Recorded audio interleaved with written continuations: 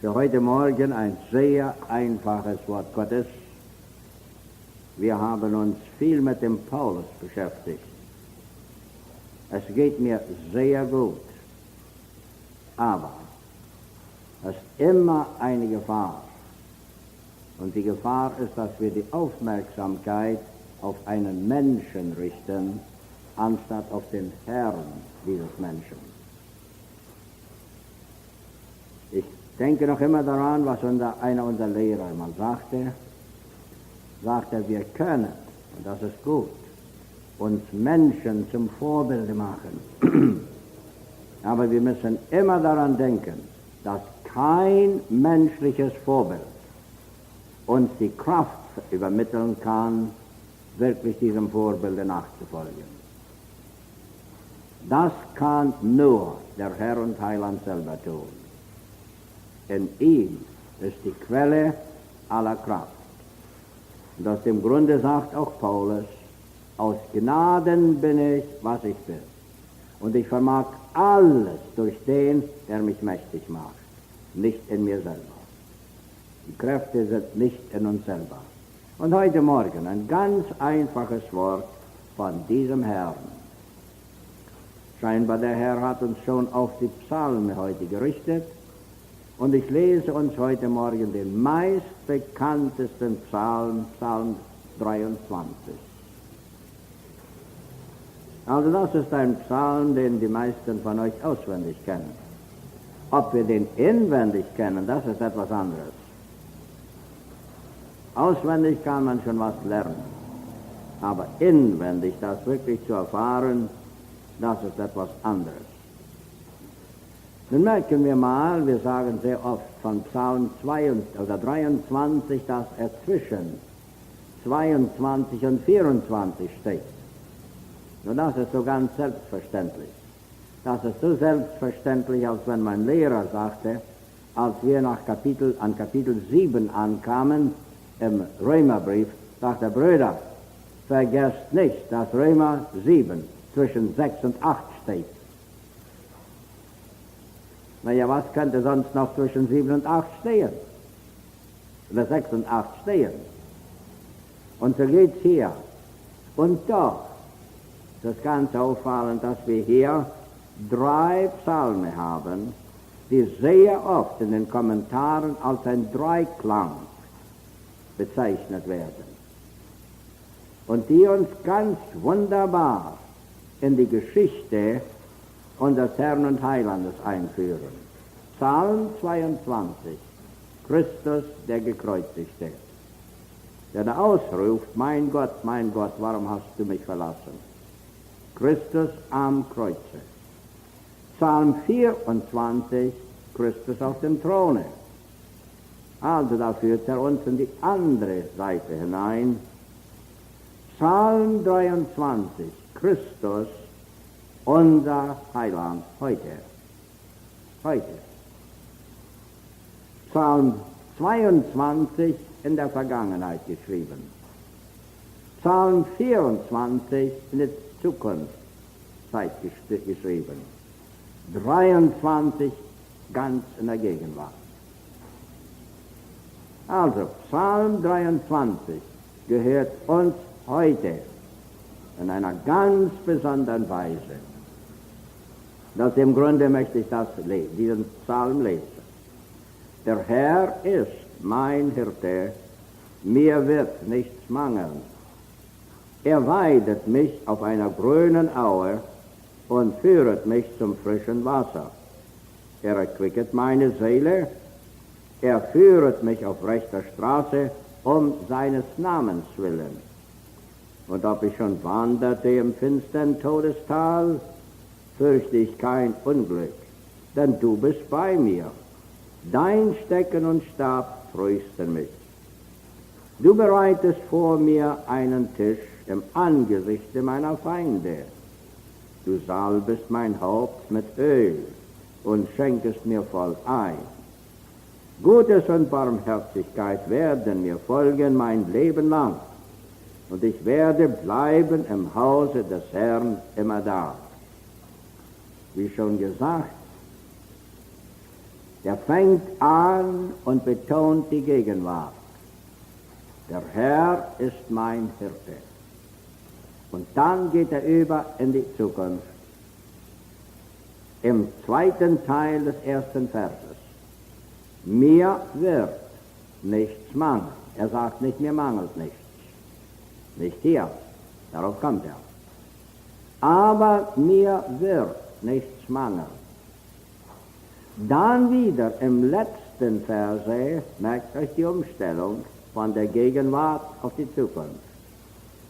Bis dahin Vers 2, 3, 4 und 5. Ganz in der Gegenwart. Und dann in Vers 6. Gutes und Barmherzigkeit werden mir folgen mein Leben lang, und ich werde bleiben im Hause des Herrn. Das hat seinen Grund, warum er das so stellt.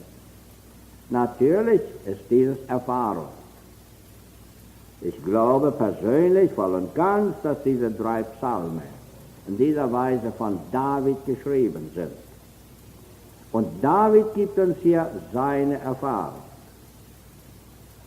Vielleicht hier, wenn ich so sagen darf, denkt er auch zurück.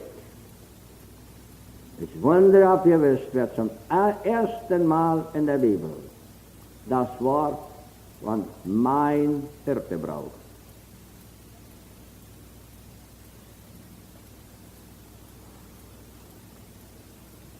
Nun, wie genau lesen wir unsere Bibel? Ich denke, meine Frau sollte dieses wissen, denn sie hat gerade durch die Bücher Moses gelesen und ist dann etwas weiter. Es ist der Altvater Jakob, der zum ersten Mal in Kapitel, schlagt man auf, 1. Mose, Kapitel 48. Ich denke, es ist 48, wenn ich richtig bin, oder 49. Entschuldigt, ja, 1. Mose. Ich habe hier schon 2. Da sind nicht so viele Kapitel. 1. Mose, Kapitel 48. Da segnet er in Vers 15 kommt Josef vor ihm. Das ist ja nun die Segenssprüche hier an seine Kinder, seine Söhne. Und dann in Vers 15 sagt er, und er segnete Josef und sprach, der Gott, vor dem meine Väter, Abraham und Isaac, gewandelt habe, der Gott, der mein Hirte gewesen ist, mein Leben lang, bis auf diesen Tag. Mein Hirte gewesen ist, mein Leben lang bis auf diesen Tag. Dass Jakob das sagen konnte, mein Leben lang, das wundert mich etwas. Er ist dargestellt in der Bibel vielleicht als einer der geschliffensten Betrüger. Ja. Und doch sagt dieser Mann, mein Hirte gewesen ist mein Leben lang. Wisst ihr, das hat mich etwas getröstet. Der Herr ist nicht nur der Hirte der Vollkommenen, sondern er ist der Hirte der Seinen. Nicht nur der Vollkommenen, sondern der Seinen.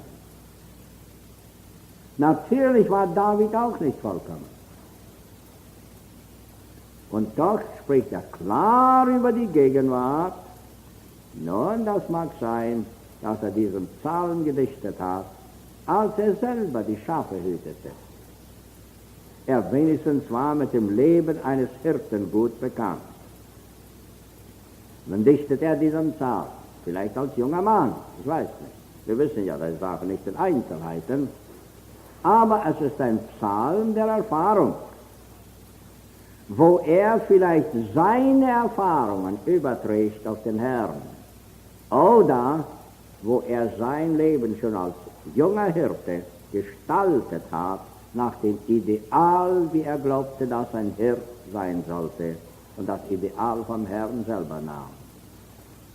Jedoch seitdem wir sei, hier ist die Sache, einige ganz bestimmte Wahrheiten, die mir köstlich sind aus diesem Saal, ist einmal das persönliche Verhältnis zwischen dem Hirten und dem Schafe.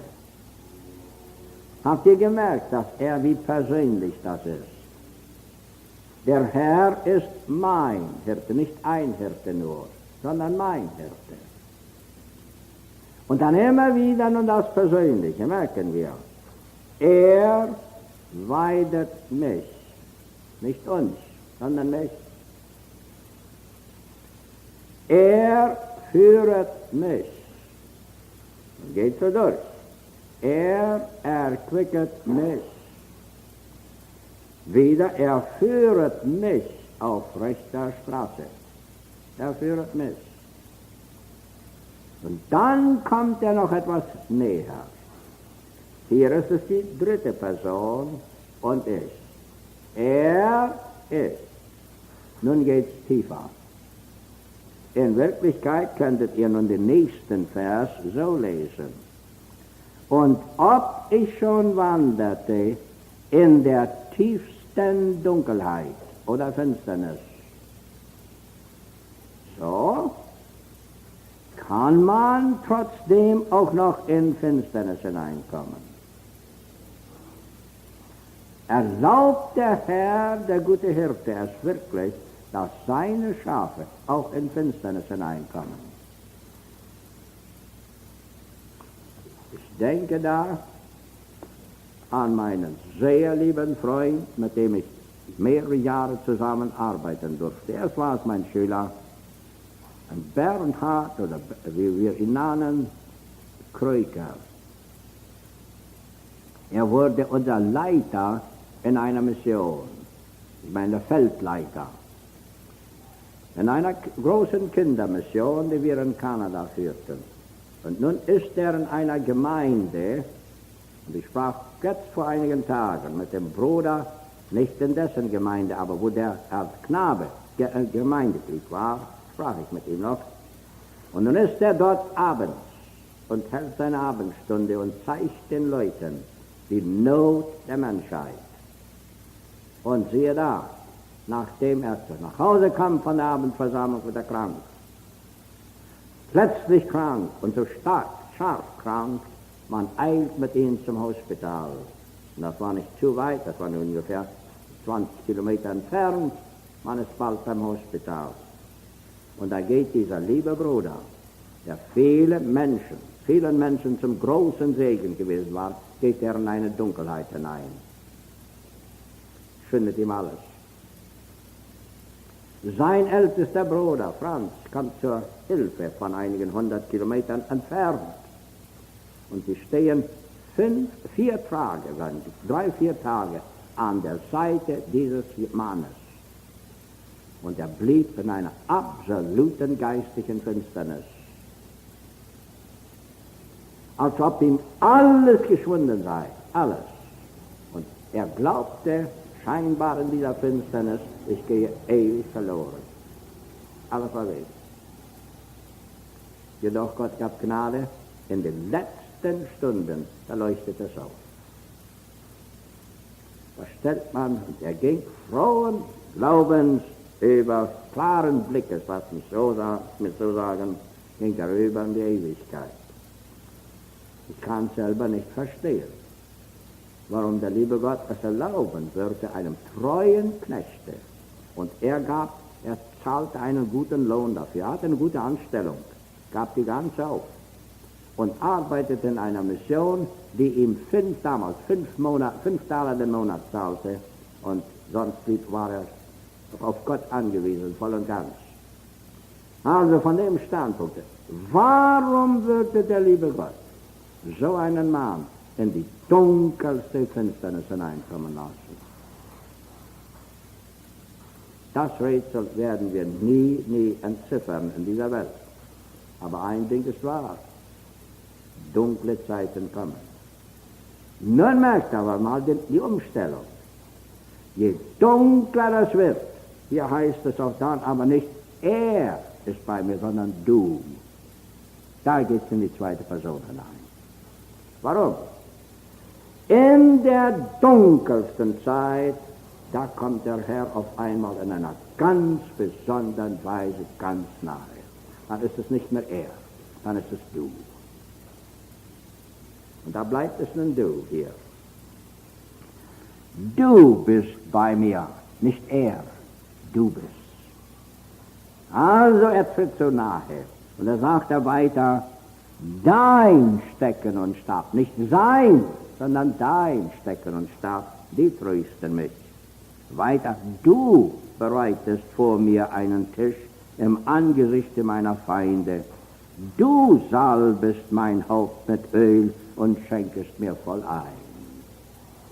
Meine Teuren, dies ist für mich eine der größten Wahrheiten aus der Heiligen Schrift, dass ein Kind Gottes so in einer Verbindung leben kann mit dem Herrn. Nein, lasst mir so sagen, dass der Herr sich in so einer Weise mit seinen Kindern verbindet.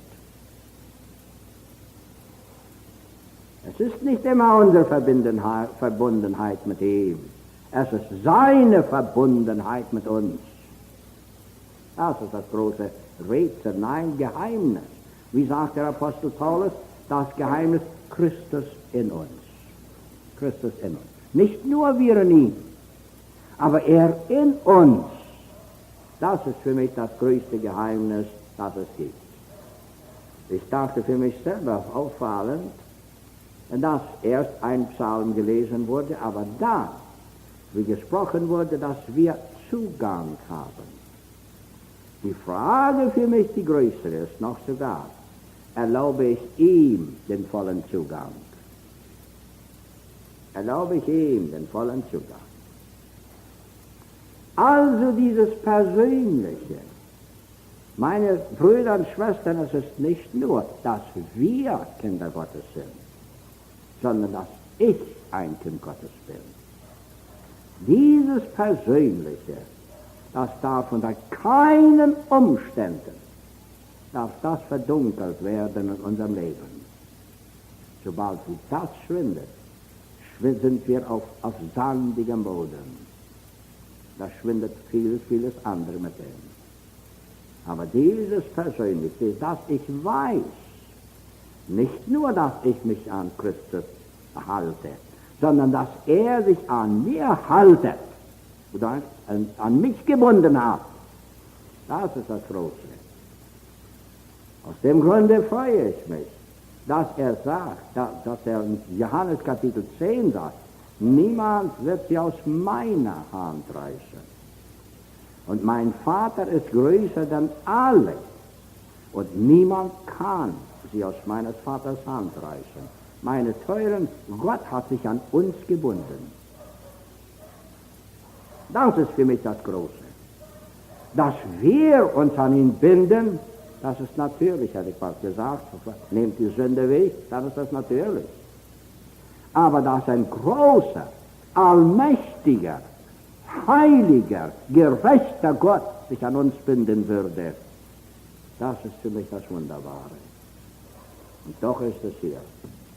Also diese Verbindung, die Gott hergestellt hat und nun sich verbunden hat mit mir. Der Herr ist mein Hirte, nicht ich bin sein Schaf. Er ist mein Hirte, das ist die Betonung. Er weidet mich und so weiter.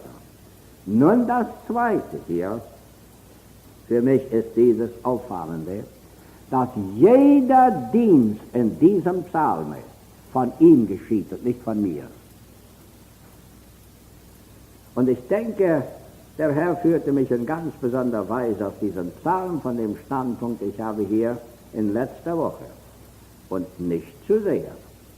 Aber es kann einseitig betont werden, dass wir ihm dienen sollen. Dass ich erlöst bin, ihm zu dienen. Eine unumstößliche Wahrheit.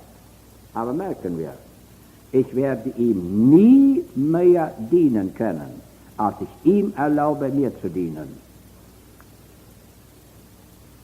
Das ist immer das Erste, dass ich dem Herrn erlaube, mir zu dienen.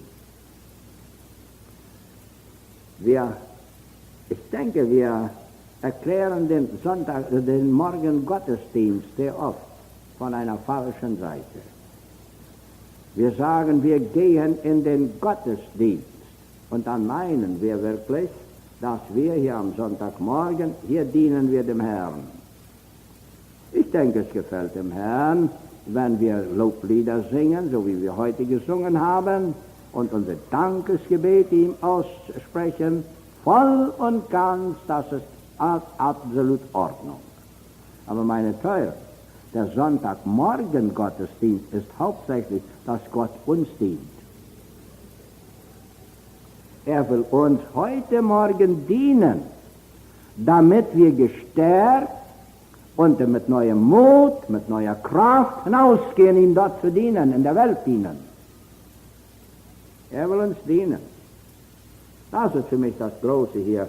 All der Dienst hier in diesem Psalm, der beschrieben worden ist, kommt alle von ihm, richtet sich an mich. Dass Gott mir dienen will. Wirklich. Der ewige,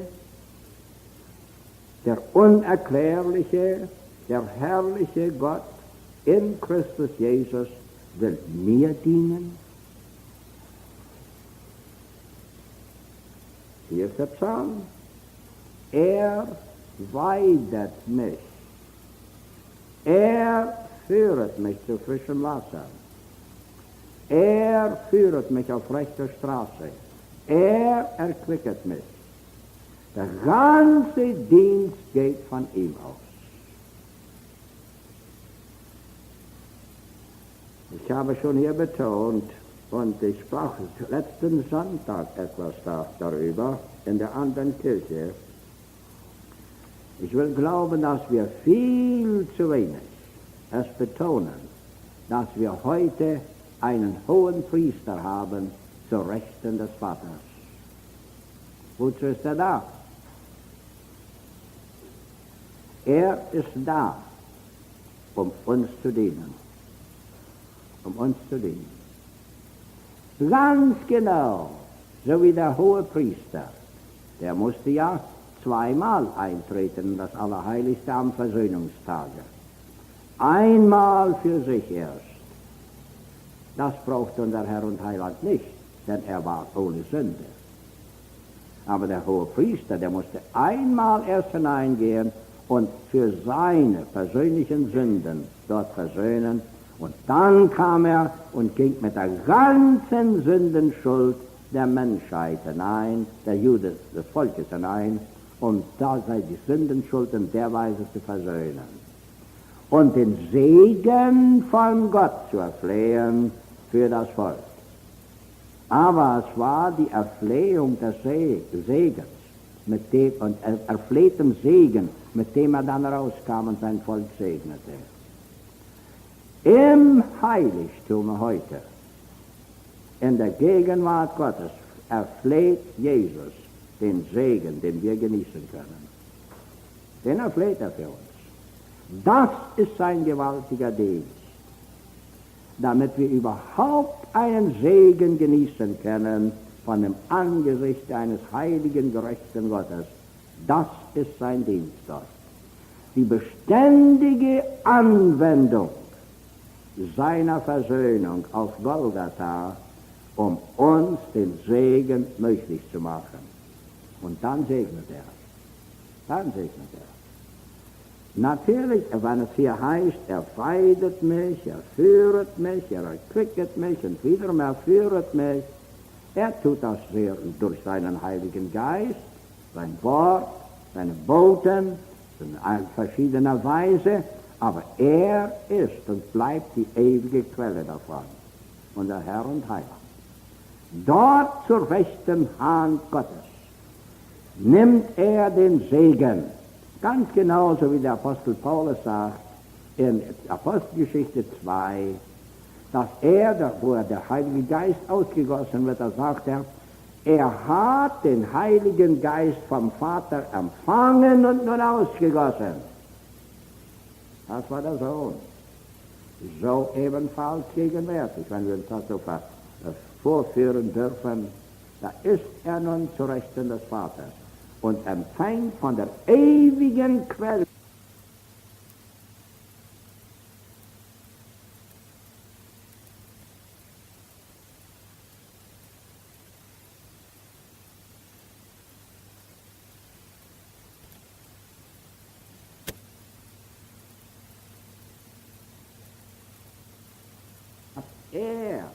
Er dient uns, damit ich ihm dienen kann. Ich las für mich heute noch aus 2. Timotheus, Kapitel 2, den einen sehr bekannten Vers dort, wenn ihr aufschlagt, 2. Timotheus, Kapitel 2, da heißt es so in Vers 6, es soll aber der Ackermann, der den Acker baut, die Früchte am ersten genießen. Das meint ganz einfach, der Herr schenkt Früchte. Sein teures Wort, da schenkt er mir Früchte von. Nun, wenn ich will den anderen zum Segen sein, dann muss ich erst selber gesegnet worden sein durch diese Früchte. So schenkt er Segen, damit wir anderen können ein Segen sein. Wir selber haben keinen Segen in uns. Ich denke sehr einfach, also an ein einfaches, drastisches Bild. Da kommt ein Evangelist vor eine Versammlung, er soll nun eine Evangelisation durchführen. Und da kommt er herein, an dem ersten Abend mit 2 großen Koffern. Na, was schleppt der Mann sich mit 2 großen Koffer da nach vorne? Und dann macht er die Koffer auf vor der ganzen Versammlung, den einen ist er ganz leer. Und den anderen ist er ganz leer. Sagt er, Geschwister, ganz so leer bin ich selber, erwartet nicht Segen von mir, es sei denn, Gott gibt ihn. Ich bin nur ein leerer Koffer, den Gott erst füllen muss. Und das ist Psalm 23. Er füllt nun, damit ich dann anderen von der Früchte geben kann, die er mir geschenkt hat. Also hier das Persönliche und dann, dass er selber dient. Dann schaut er mal hinein, dass der ganze Psalm ist, macht schon aufmerksam, dass er in der Gegenwartsform geschrieben ist. Hat Gott wirklich für mich so einen reichen Segen für heute?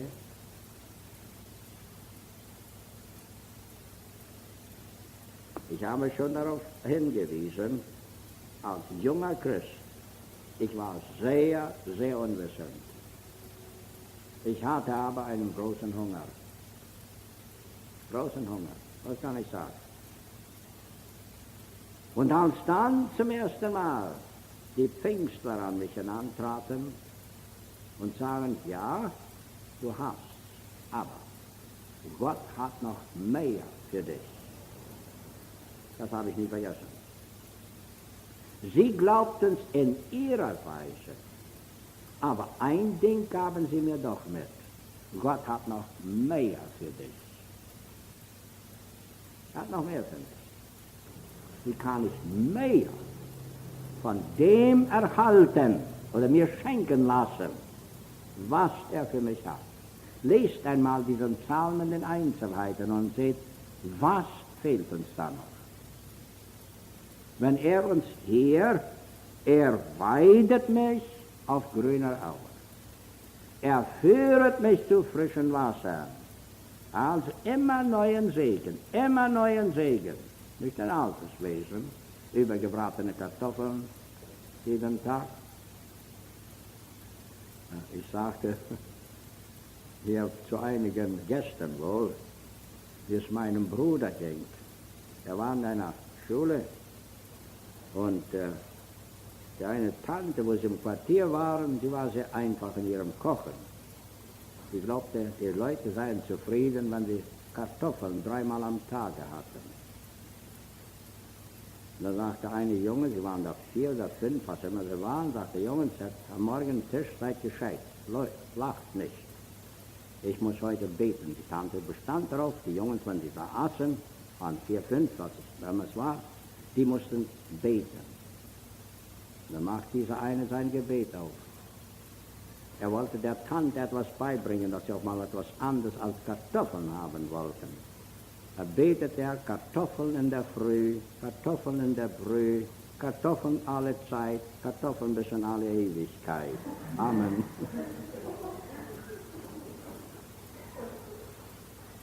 Die Tante verstand, dass die nächste Mahlzeit kamen keine Kartoffeln raus.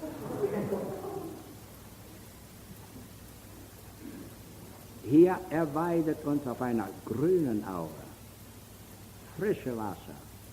Immer neue Segnungen. Immer neue Segnungen. Und ich denke an einen meiner Lehrer, den ich großartig geachtet habe. Der war 17 Jahre nacheinander einer der Hauptredner auf einer Konferenz. Sprach jeden Tag 2-mal. Da war noch ein anderer Redner, der sprach morgens und abends. Er sprach auch morgens und nachmittags. Nun waren da einige Leute, die waren bei all den 17 Jahren der Vorträge dabei gewesen. Da kamen sie eines Tages zu ihm und sagten, Bruder Unruh war sein Name, erklären Sie uns mal, Sie haben nun 17 Jahre hier Vorträge gehalten, nie dieselbigen Texte gehabt und wir haben nicht empfunden, dass sie sich wiederholt haben hier. Was ist das Geheimnis? 17 Jahre nacheinander. Da sagte dieser Bruder, ließ hineinschauen in das Geheimnis. Sagt der Bruder, am Anfang meines christlichen Lebens, als ich anfing, die Bibel wirklich mit Ernst zu lesen und zu studieren, dann bin ich mit Gott in ein Bündnis eingetreten. Das Bündnis war dieses. Lieber Gott, ich glaube, dass du unerschöpfliche Segen und Dinge in deinem Worte hast. Ich will mit dir einen Bund schließen. Ich werde jeden Tag dein Wort lesen, mit der Bedingung, dass du mir jeden Tag eine neue Wahrheit schenken wirst. Er war kein junger Mann mehr. Er war damals über 40 Jahre im Dienste. Und da sagt der Bruder, Gott hat das Bündnis festgehalten und jeden Tag erfüllt. Jeden Tag eine neue Wahrheit oder wenn es eine neue Betonung von einer Wahrheit, die ich gesehen habe. Frisches Wasser, frisches Wasser. Er führet mich zu frischem Wasser. Das ist etwas Neues für heute in der Bibel für uns. Und so geht man durch hier. Ich werde aber nie vergessen, als ich vor Jahren diesen selbigen Psalm las, auf einer ganz anderen Stelle. Ich habe nicht daran gedacht. Wir waren in Japan in der einzigen Leperkolonie, die sie haben. Das ist auf einer Insel. Man muss das Schiff nehmen und zur Insel fahren, eine Erlaubnis dann haben, dort zur Nacht zu bleiben und so weiter. Nun kamen wir dorthin, ein Bruder hatte das alles geordnet und wir kamen dorthin und waren dort für eine Abendversammlung. Ich hatte nicht daran gedacht.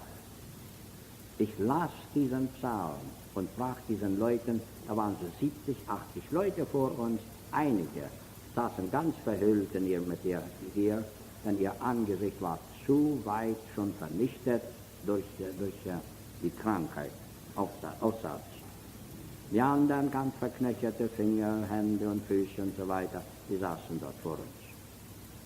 Es ging mir sehr gut, Vers 1 und Vers 2 zu lesen und den ersten Teil von Vers 3, wo es heißt, er erquicket meine Seele. Und dann kam ich in ein Stottern hinein.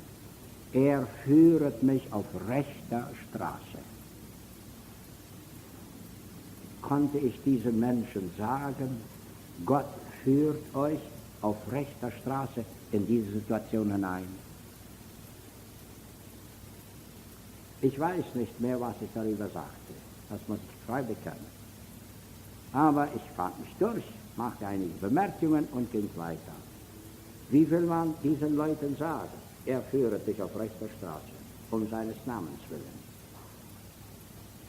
Ich werde aber den Abschluss nicht vergessen. Der Abschluss war dann so. Einer der Männer, der selber dort Jahre gewesen war, er hat an einer Hand nur noch hier kleine Knöchel, Knochen und so weiter. Und er konnte nicht zu fest stehen, denn seine Füße waren ziemlich vernichtet, aber war dann geheilt worden. Wenigstens, man hatte sie zum Stillstand in Aussatz gebracht.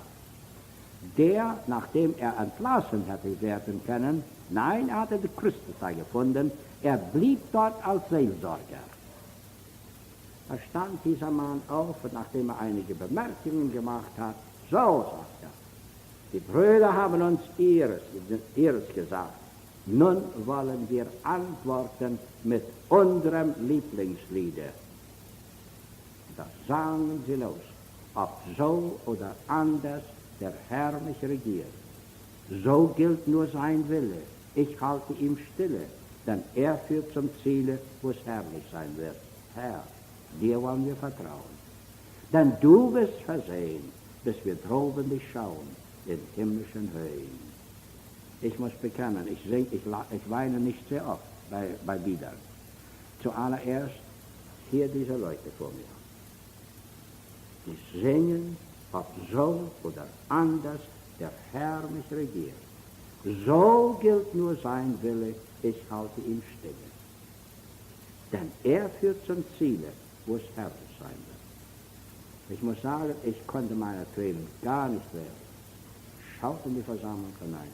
Wie können die das singen? Aber meine Teuren, liebe Gott, gibt auch einen Gesang in der Nacht. Er gibt ein Lied in der Nacht, sonst hätten Paulus und Silas nicht dort im Kerker singen können, wie sie sangen. Und lobten Gott und sangen. Kannte man das?